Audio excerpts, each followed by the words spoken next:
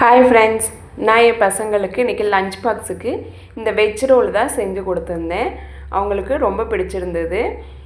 School விட்டு வந்ததுமே அம்மா எனக்கு இன்றைக்கி கொடுத்த லஞ்ச் ரொம்ப பிடிச்சிருந்தது, எனக்கு அடிக்கடி இந்த மாதிரி செஞ்சு தாங்க, நான் இன்றைக்கி சீக்கிரமாகவே என் லஞ்சை ஃபினிஷ் பண்ணிட்டேன் அப்படின்னு சொன்னான்.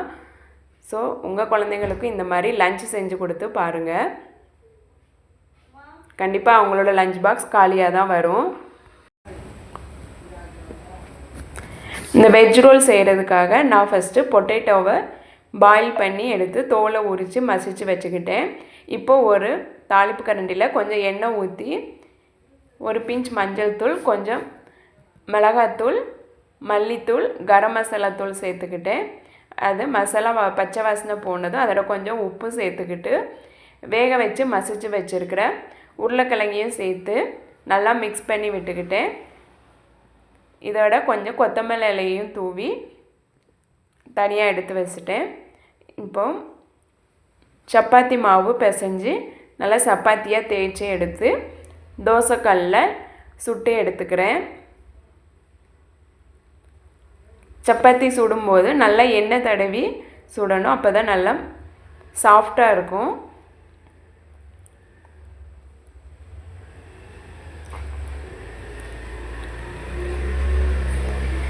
இந்த மாதிரி சப்பாத்தி சுட்டு எடுத்துட்டு இதில் வேணுன்னா கொஞ்சமாக டொமேட்டோ சாஸ் சேர்த்துக்கலாம். நான் டொமேட்டோ சாஸ் சேர்க்கலை, ஜஸ்ட்டு மிக்ஸ் பண்ணி வச்சுருக்கிற அந்த உருளைக்கிழங்கு மசாலாவை மட்டும் சப்பாத்தியில் நல்லா அப்ளை பண்ணி எல்லா பக்கமும் இருக்கிற மாதிரி நல்லா தேய்ச்சி விட்டுக்கிட்டேன்.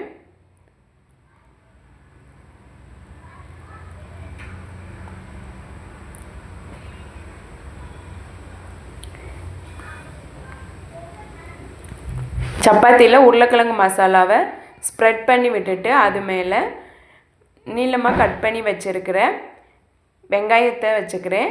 அதுக்கப்புறம் கட் பண்ணி வச்சுருக்கிற கேரட், கேப்சிகமும் மேலே வச்சுட்டு அதுக்கு மேலே மயோனைஸ் சேர்த்துக்கிறேன். சேர்த்துட்டு ரோல் பண்ணி வச்சா சூப்பரான வெஜ் ரோல் ரெடி. இதில் முட்டைக்கோஸ் கூட சேர்த்துக்கலாம். நான் என்கிட்ட முட்டைக்கோஸ் இல்லாதனால வெங்காயம், கேரட், கேப்சிகம் மட்டும் சேர்த்துக்கிட்டேன்.